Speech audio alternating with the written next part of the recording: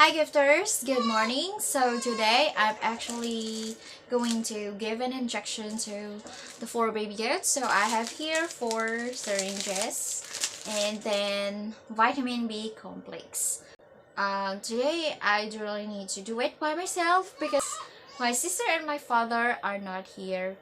So kami lang si mama ang nandito at saka si mama is nandun sa mga kambing din niya. So kaya I do really need to be so strong today para maging successful at saka safe ang pag-inject ng vitamin B complex sa 4 na baby. At gifters, puntahan na natin ang mga baby goats.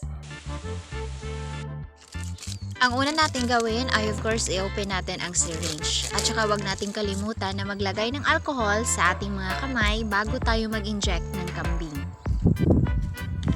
The dosage of this vitamin B complex with liver extracts inside this bottle is for small animals 0.25 to 0.5 ml.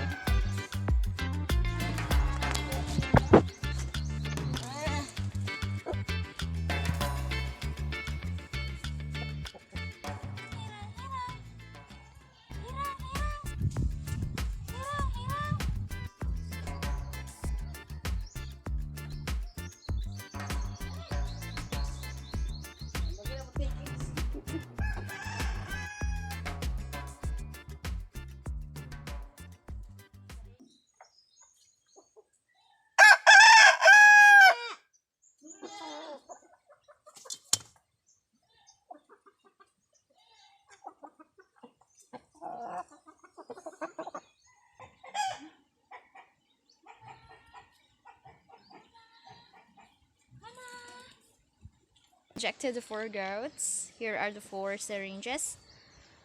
Whew. Grabe. I was quite nervous, but I made it.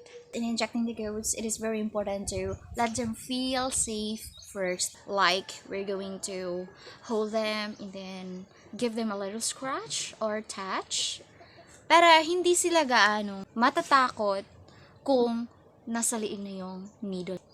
At saka dapat yung paghawak natin sa kanila ay talagang full yung energy natin.